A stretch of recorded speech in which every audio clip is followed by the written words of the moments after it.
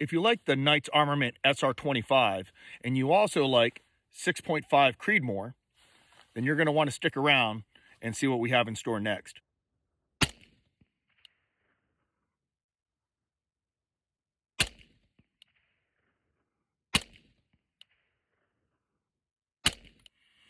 So I've always fancied 308.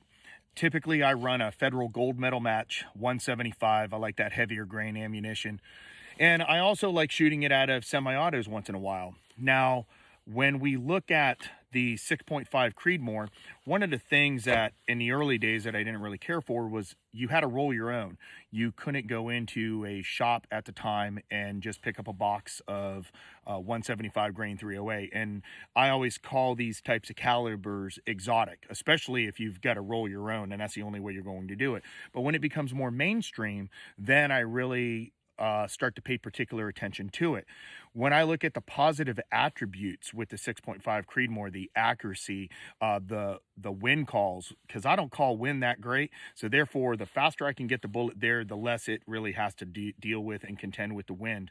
And not only that, but you can shoot 6.5 like all weekend long. It's not going to bother you. 308, 175 coming out of a semi-auto, it chews on you a little bit over a period of time. So what we're going to look at next is how do we take something like, for me, an SR-25, which I really like and I've enjoyed over the years, and now chamber it in 6.5 Creedmoor. And currently right now, Knights Armament is dealing with the special operations community, so most of the 6.5s, as far as I understand, if I understand things correctly, are being made for that community, in which case that's awesome. However, what are our options right now if you had an SR-25 that you really wanted to convert over to 6.5 Creedmoor? And that's where Criterion barrels comes into play.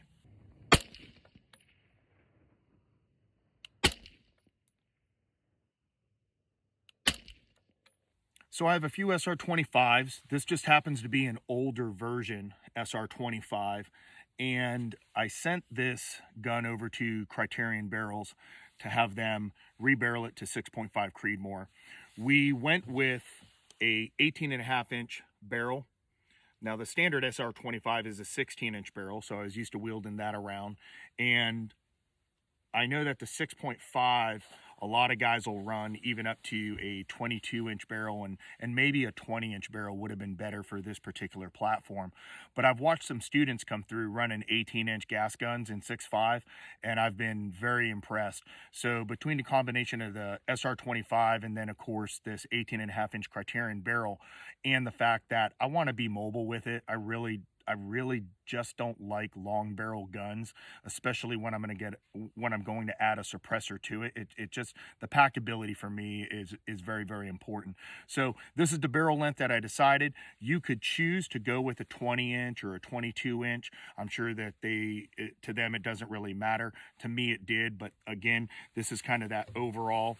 And 6.5, a little dirty right now. She's a little dirty girl.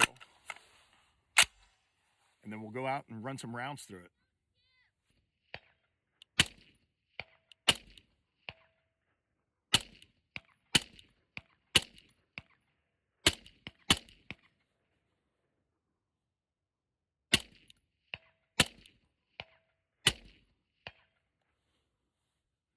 Man, I just love the speed of a semi-auto.